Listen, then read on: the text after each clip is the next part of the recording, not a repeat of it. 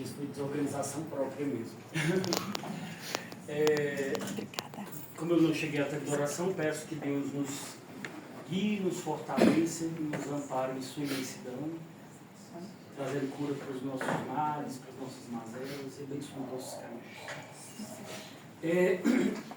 Só primeiro, um prazer estar aqui novamente.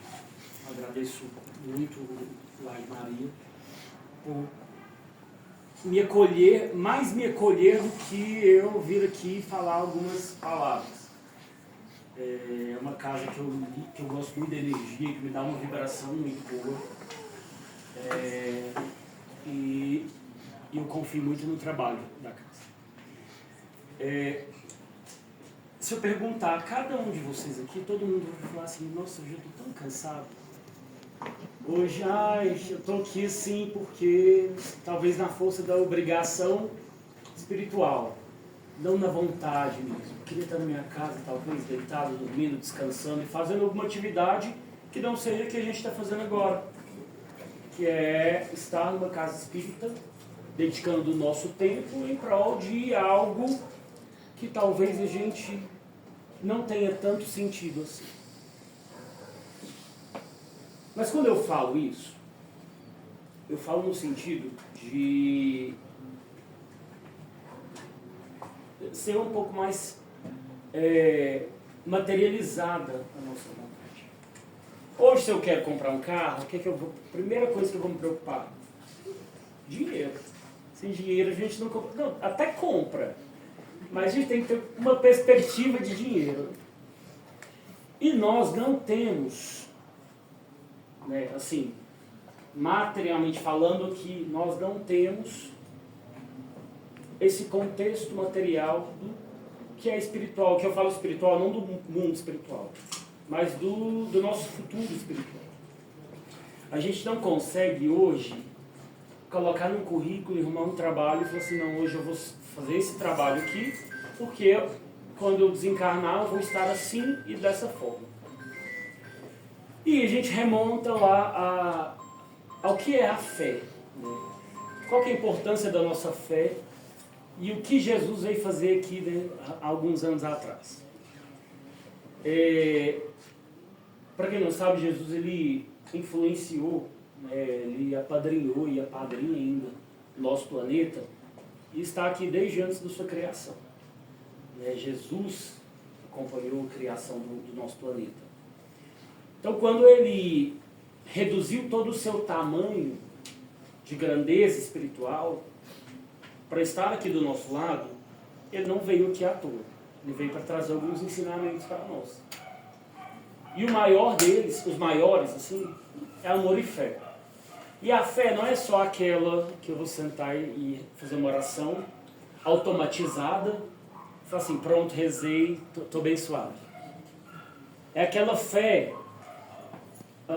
No Evangelho do Espiritismo fala sobre a fé raciocinada. Eu gosto muito de usar esse parâmetro, porque não faz sentido para nós executarmos um trabalho específico, de dirigir um carro. Você tem um destino para você ir. Se você não tem um destino, você vai ficar ali dando volta em ciclo, mas não sabe o que vai acontecer daqui a pouco. A fé raciocinada, ela é o casamento da nossa crença mais íntima, porque lá no nosso íntimo nós já temos a essência da existência de Deus, independente de termos religião, de sermos ateus ou não, nós já temos intrinsecamente lá a existência de Deus. Por que nós temos isso? Porque se nós não tivéssemos, nós não cogitaríamos sequer pensar que Ele não existe. Então, a partir do momento que a gente começa a refletir e filosofar e dialogar sobre algo que a gente duvida, vacila ali a fé, a gente já parte do pressuposto de que, poxa, tem uma essência ali. E Jesus ele vem trazer não só a essência que essa fé precisa para nós, mas toda a base para a nossa construção moral e espiritual. Eu costumo falar, eu ouvi isso uma vez e repito sempre, quando a gente vai construir uma pirâmide, uma casa, a primeira coisa que nós precisamos é de uma base sólida. Né? Nós temos um terreno, nós precisamos de um terreno apropriado, preparado e uma base ali, ó, concretada, impactada ali, para fazer a edificação lá em cima. E a nossa base é basicamente amor e fé. E aí hoje, 2025 anos atrás, ainda, e tem eu salvo engano, eu falei isso na última palestra que eu vim aqui. E hoje nós temos uma responsabilidade muito grande, porque o mundo, com todas essas problemáticas, né, que estão envolvendo, com toda essa correria que nós arrumamos para o nosso dia a dia, a gente está deixando a fé um pouquinho de lado. Eu vou no centro uma vez na semana tomar passe, já é suficiente. Eu vou na igreja, acendi uma vela para o meu anjo da guarda, fiz a minha oração antes de dormir, já está suficiente. Eu não tenho tempo de ir no centro, eu não tenho tempo de ir praticar aquela atividade que eles me convidou lá de caridade. Não, gente, o centro está achando que a gente tem tempo demais. Eu trabalho de segunda a sexta, sábado e domingo trabalho em casa. E nós começamos a colocar empecilhos para realizar determinadas tarefas. E isso nos afasta do que é a essência da fé, que é realmente absorver isso que Jesus veio trazer para nós, que é essa crença, não só em Deus Pai Todo-Poderoso, mas uma crença no amanhã. E aí, com isso, ano de 2025, o mundo está, assim, aos nossos olhos, extremamente bagunçado. Tem tanta coisa para resolver. A gente era para estar preocupado hoje com carros voando a tanta altura ali, a altura X, e não é assim mais. Isso que nós acreditávamos lá nos anos 2000, não que eu seja dessa época, mas dizem que acreditaram, que era assim nos anos 2000, a gente tinha um olhar assim muito esperançoso com a globalização, com a era da tecnologia, com a evolução do mundo. Tudo vai melhorar, tudo vai trazer benefício para nós. E tudo trouxe, efetivamente. Só que nós colocamos material à frente do moral, em todos esses aspectos. E aí, com isso, a gente deixou de utilizar uma ligação telefônica, uma mensagem de WhatsApp, para falar para uma pessoa que está distante. Nossa, estou com saudades, né? Que Deus abençoe seu dia, que vamos fazer uma oração em conjunto aqui, virtualmente. A gente deixou de fazer isso para ficar nas redes sociais comentando atrocidades morais contra o nosso próximo. Não estou falando que todos nós fazemos isso, gente, mas eu falo na coletividade. Existe um mundo paralelo hoje, que é o mundo virtual, e quando eu falo virtual não é só o lá navegar na internet, não, é o tecnológico mesmo, é o assistido, é o praticado, é o digitado, tudo. A gente cria um mundo paralelo que não há limitação ali para nós. A gente entende que, poxa, eu sou Deus, eu posso julgar. Eu acho que se a pessoa não tivesse feito daquela forma, não tinha acontecido aquele crime com ela. Eu acho que aquele cara lá que fez aquele crime, cometeu aquele crime, eu acho que ele tem que ser morto mesmo, que não pode uma pessoa dessa ficar do meu lado. E aí nós colocamos toda essa tecnologia, toda essa instrumentação para falar assim, nossa, meu irmão está errado. Meu irmão ali está assim, um caminho que não é o correto. E a gente esquece de avaliar o nosso íntimo, de trazer um pouco mais o nosso olhar para a nossa própria realidade e buscar compreender qual que é a nossa essência enquanto pessoa, enquanto profissional, enquanto pai, enquanto mãe, enquanto filho, e enquanto fé, religiosidade, espiritualidade. Jesus, em suas várias passagens que deixou aqui para nós, lá no capítulo 6 do Evangelho segundo o Espiritismo, ele traz, o capítulo é o Cristo Consolador. No primeiro, itens 1 e 2 do Evangelho segundo o Espiritismo, ele faz né, dar uma explanação sobre um trecho bíblico, que é especificamente... Você sabe para mim?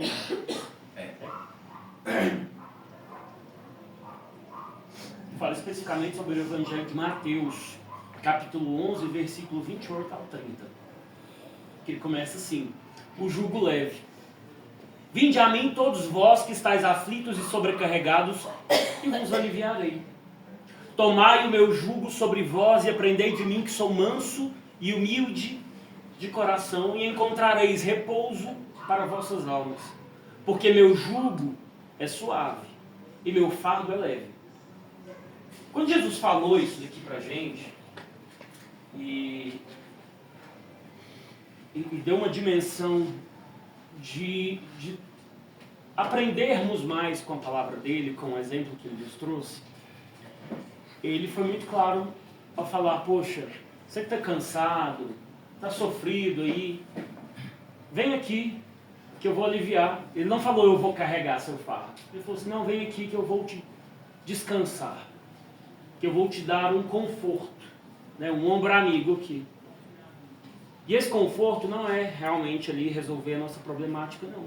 Na verdade é, mas assim, ao nosso olhar, por resolver a nossa problemática, a gente quer que, nossa Deus, que milagre, que bom. Aí ele veio e disse isso no sentido de: poxa, eu vou te dar um instrumento para que você não se sinta tão aflito e saiba que o amanhã é melhor. Que a dor de hoje compensa para o alívio de amanhã. E aí ele traz para nós a essência do amor e caridade, né? Do amor e fé. E quando a gente fala em fé, a gente começa a ter tantas questões de raciocínio mesmo, de nossa, o que é a fé, onde se aplica a fé, a fé é isso mesmo. Às vezes a gente tem nos momentos de dor, né, nós não somos perfeitos, os nossos vacilos falam assim: poxa, por que Deus fez isso comigo?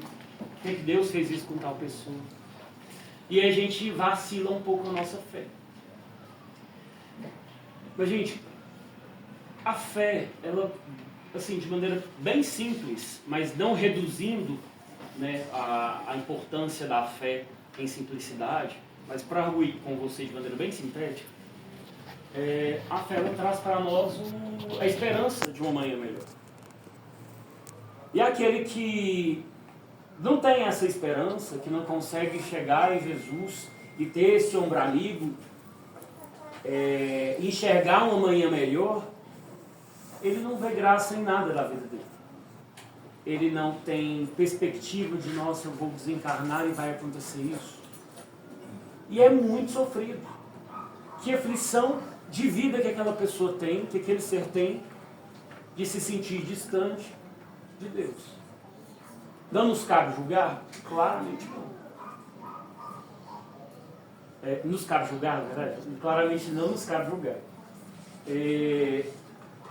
Mas isso dá uma dimensão de: poxa, em que pese hoje eu esteja aflito, talvez brigue ali um pouco com Deus, brigue ali com a minha espiritualidade, eu sei que amanhã vai ser diferente. Talvez não seja da maneira que eu quero, mas vai ser diferente.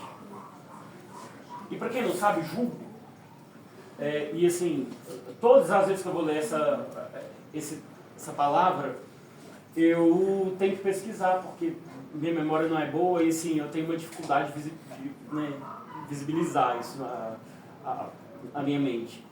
Jugo é a gente chamava isso com outro nome, antigamente. Canguru, que é uma peça de madeira em V, que prende ali o animal de carga da época. Tem outros instrumentos ali, mas o jugo é basicamente essa peça. Quando o jugo é pesado, é fácil para os animais ali se locomoverem. É fácil para eles se rebelarem com quem está ali controlando o carro de boi, por exemplo, e ir pelo caminho que eles quiserem. Não é fácil. E pesa aqui também. Exatamente. Exatamente por causa disso que eles têm essa dificuldade de se rebelar ali contra quem está guiando eles. de escapar, né, daquela prisão que ele está. Então, quando ele sente esse peso nas costas, ele se sente ali, ó, poxa, eu não consigo ir para lugar nenhum, senão onde a pessoa que está me controlando quer. Mas se nós tivéssemos ali, para aqueles dois animais, para os dois touros fortes, bois fortes ali, que estão puxando aquele carro, um jugo um pouco mais leve, feito de bambu. Bambu fino, tá ali esteticamente, tá bonito, tá pintado, tá cheio de corda, tá totalmente floreado. Mas ele é de bambu. E a partir do momento que eu quero lançar os bois em um caminho ali muito pedregoso, e que espinhoso mesmo, porque não sou eu que estou pisando no chão mesmo, então eu quero que os bois me levem onde eu quero. E o que eu quero é ali, por mais que o caminho machuque eles. E aí aqueles bois falam pro camarada, eu não vou passar aqui não, aqui eu não quero ir não. E se ele tentar se rebelar, aquele bambu vai ceder, vai quebrar. A essência da palavra, né, o que Jesus trouxe para nós, é basicamente, poxa, vocês que estão cansados, que se sentem oprimidos, que sentem o peso da problemática nas costas, nos ombros, vem até mim, aprende aqui comigo a minha palavra, os meus exemplos, e tenha uma vida mais leve, e tenha um caminhar mais leve. E aí talvez a gente deixe de ser tão preso assim no jugo, que está ali muito pesado para nós, e para a pessoa que está controlando, que é todo, e essa pessoa, né, é a materialização de todo o mal que cerca a nossa vida. Porque nós deixamos todo o mal que nos ocorre nos construir.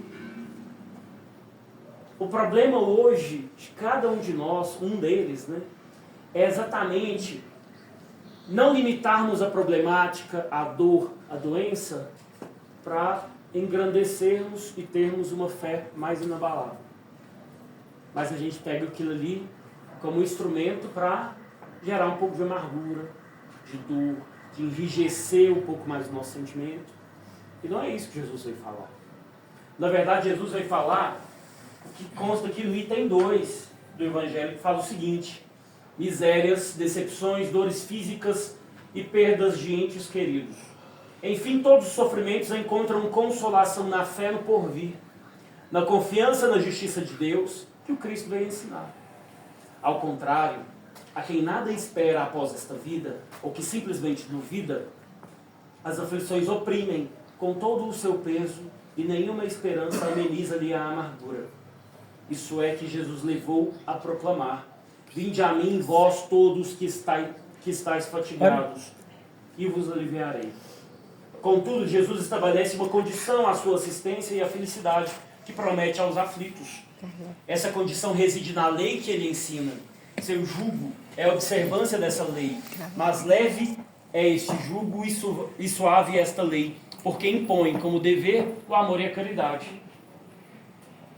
E aí quando a gente começa a falar, poxa, Fabiano, como que eu quero ter uma outra percepção dessa vida que eu levo? Dessa vida, desse peso que eu estou sentindo aqui. A gente começa a buscar na fé a esperança de que, poxa, isso aqui é temporário. Alguma coisa eu preciso reparar para que uma manhã melhor seja construída na minha vida. Se eu estou aqui nesse momento, talvez, de dor, que assim seja para que os meus próximos, para os meus filhos, meus netos, não terem tanta dor assim. Então, quando a gente reflete um pouco mais sobre a nossa própria vivência diante do Evangelho de Cristo, a gente entende que por mais que o fardo esteja pesado, a gente tem amparo, a gente tem o Cristo Consolador. E o Cristo Consolador, em toda a passagem, né, de Cristo aqui pelo mundo, que está aí, né, de maneira bíblica interpretada, e nos instrumentos que Deus nos colocou aqui no mundo para tentar trazer, né, o ser humano para falar, meu filho, acorda, está na hora de melhorar um pouco. Que nós tivemos aqui tantos exemplos que foram exemplos realmente de fé, de caridade, de desprendimento material. E a gente pode citar recente, irmã Dulce, Chico. Eu acredito, né, que um desses espíritos muito benevolentes é o próprio Papa Francisco, que faleceu há pouco. Nós temos exemplos no mundo de pessoas que realmente se desprenderam dessa matéria e entendeu que, por mais que seja importante a nossa subsistência aqui, o nosso convívio com a matéria não é a essência para nós. A essência para nós é o que nós temos aqui no coração. E aí é muito melhor para nós, às vezes, muito mais cômodo, mais confortável para nós, eu guardar a mágoa de alguém por anos, ao invés de ir lá e falar assim: nossa, fiquei magoado com você, viu, por causa disso. Era isso mesmo que você queria fazer?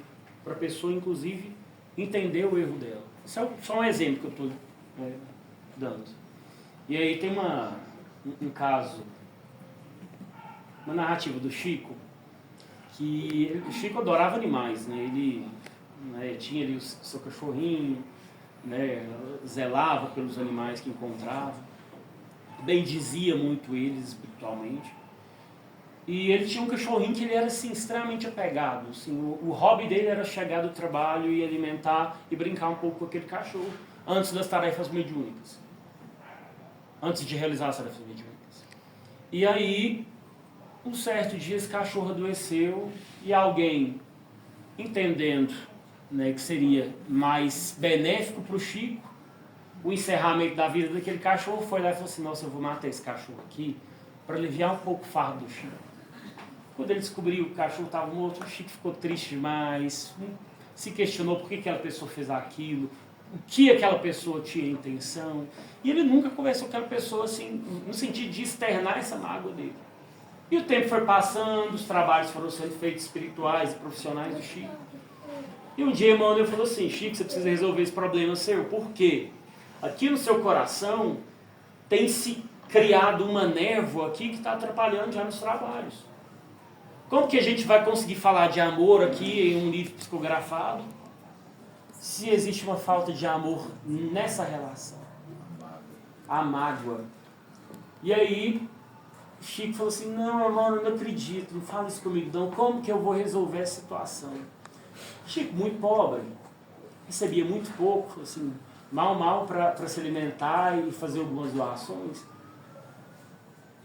O Emmanuel foi e respondeu: você vai fazer o seguinte, essa receita não é minha, é de Cristo. Você vai lá, você vai descobrir o que a pessoa mais tem vontade de ganhar, o que ela mais quer na vida dela, assim. Você vai lá comprar e vai dar de presente. Até o Haroldo Dutra fala que o Chico parcelou esse presente em 4 reencarnações, para pensar lá que ele tinha. E aí ele foi lá e descobriu que ela queria uma máquina de costura. Porque assim, antigamente máquina de costura, né, não é muito cara, né, é um pouco inacessível. Ele foi lá e conseguiu comprar essa máquina de costura. Se encaminhou lá e foi dar de presente para aquela pessoa. Aquela pessoa ficou tão feliz, falou: Chico, muito obrigado, era meu sonho, isso daqui eu vou ajudar, fazer uma costura, ajudar a manutenção da minha casa, vou fazer costura para fora, isso daí vai me ajudar muito, é muito importante para mim, obrigado. E a alegria e o amor que aquela pessoa sentiu naquele momento foi tão grande que abraçou o coração do Chico e tirou aquela névoa, aquela mágoa. E ali o Chico entendeu que não era só a palavra: nossa, me desculpa, eu fiz errado, me perdoa. Não. Era a ação.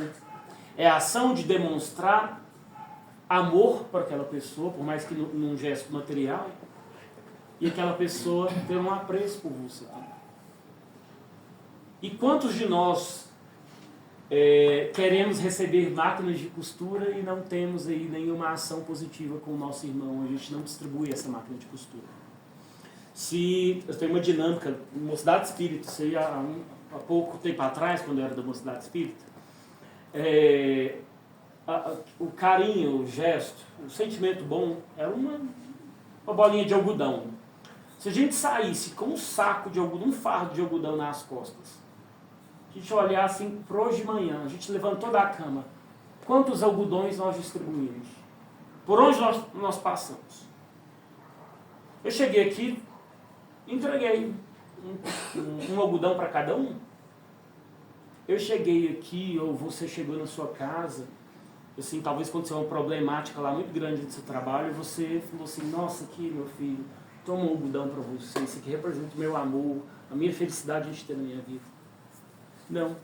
A gente pensa e nos atemos muito mais àquela pedra que está ali embaixo. Que talvez a gente nem está pisando, mas a possibilidade de pisar naquela pedra já nos pesa mais e tem mais valor para nós do que aquele sentimento que a gente pode doar e receber. Então o jugo leve, esse peso do nosso dia a dia, a gente vai encontrar e a gente encontra conforto na nossa fé, na nossa religiosidade, independente de qual segmento religioso. Mas isso tudo pautado no amor e na caridade.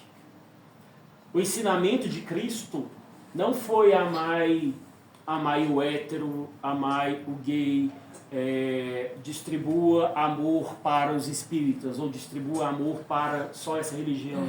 Jesus falou, amai o próximo como a ti mesmo. E o próximo não é só nós que estamos aqui nessa coletividade, não. O próximo é o nosso irmão aqui na Terra. Seja ele estando no Afeganistão, na Palestina, na Rússia, onde quer que ele esteja. São nossos irmãos. E a gente tem que zelar para um mundo mais leve, mais confortável, mais temente a Deus e resgatar isso para as nossas novas gerações. A minha mãe, ela me ensinou de maneira católica, ela me ensinou assim, você vai para a missa assim comigo, nem que seja na força da obrigação. E lá eu brincava de carretinha na missa, fazer barulho, criança. Mas isso me gerou um valor tão importante que eu preciso ter tempo para Deus. Eu preciso ter tempo de qualidade para que eu tenha um momento de reflexão e entender a palavra de Cristo. Por mais que eu já tenha ouvido 28 palestras sobre esse mesmo tema que o Fabiano encheu o saco aqui a noite inteira, alguma coisa eu vou absorver. Então, gente, vamos buscar um pouco mais fortalecer nossa fé, não só no contexto do trabalho espírita, mas do dia a dia mesmo, de enxergar Deus nas pessoas, de enxergar Deus nos animais. Deus está em toda parte. Até aquela pessoa que te ofende gravemente, ela tem Deus nela. Então, é muito melhor para nós e muito mais confortável nós reacendermos aquela chama, aquele amor daquela pessoa, do que a gente ficar nutrindo essa mágoa dela, do que a gente ficar carregando esse peso nas nossas costas. Até pensando assim, só para encerrar, que já estou atrasado, mais uma vez. Eu tive, há um tempo atrás, eu acho que cheguei a fazer palestra um pouco sentado aqui, eu estava com uma dor muito grande, e para mim era ciático, né? Dor na coluna, para mim essa dor descendo é ciático. Fazia pilates, fazia academia, e essa dor só piorava, até que chegou um dia que Deus falou assim, meu filho, vai para o hospital, né? Você está com muito dor. E ali eu fui para o hospital, quando eu não conseguia mais pisar o pé no chão. Aí chegou lá, fiz uma bateria de exames, até que eu fui diagnosticado com um problema no fêmur mesmo. Quando eu tive esse diagnóstico, eu falei assim, nossa, que saco, logo comigo, 29 anos, não é possível que eu tenha esse problema. Como que eu vou trabalhar agora? Meu apartamento, meu prédio não tem elevador, como que eu vou entrar na minha casa? Como que eu vou fazer? E a minha preocupação foi com tudo da minha vida. E questionando Deus, tá na hora mesmo? Não era lá para quando eu tivesse meus 70, 80 anos, não. Ainda mais quando o médico falou assim, Fabiano, sua solução é só uma prótese de quadril. E aí eu falei assim, não, gente, não é possível. Mas eu procurei, olha, alguma coisa, essa doença, esse problema, tem que servir para mim. E assim, não foi fácil, né, como a maneira que eu estou falando, não, mas me levou a refletir isso ao longo do tempo. E aí eu decidi uma coisa e falei com o médico não me contrapôs, mas eu falei assim, doutor, estou com dor, qual que é o risco? O risco é você machucar mais o seu fêmur, meu fêmur estava um pouco necrosado, e vai sentir mais dor, até chegar a um ponto de uma artrose e realmente não ter como mais, você fazer cirurgia. E eu falei assim, entendi.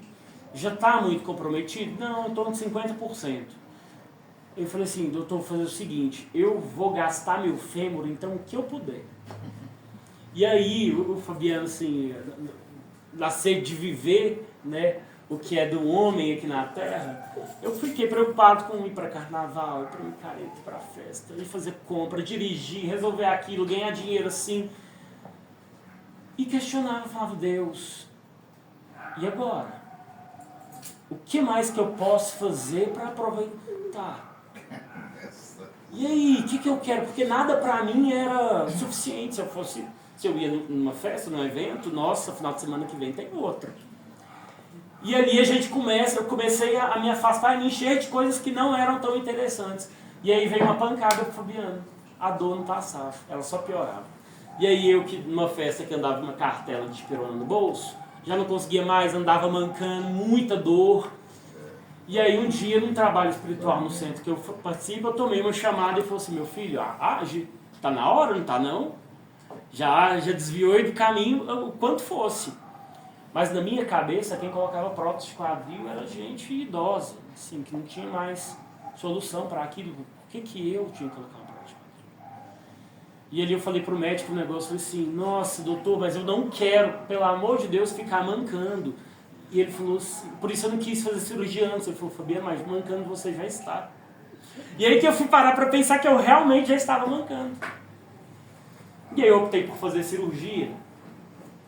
No dia seguinte da cirurgia eu já tive que colocar o pé no chão, muita dor, né, nesse episódio. Mas fora isso, eu não senti dor absolutamente nenhuma. Senti incômodos, mas não senti dor absolutamente nenhuma. Em um mês eu já tinha vida normal. Hoje eu vou para academia normal, já tem 4 meses e pouco já que eu fiz cirurgia. A minha vida era normal. E aí, hoje, depois de tudo isso, eu falei, poxa, perdi quase um ano da minha vida querendo viver uma vida, pensando numa manhã que talvez... Gastando meu osso.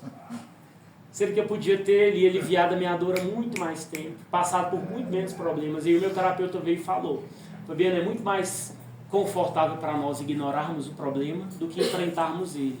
Só que é muito pior, né, ficar com aquele problema ali na nossa mente, trabalhando aquilo, fugindo daquilo. Né, o cansaço de fugir do problema é muito maior do que de resolver.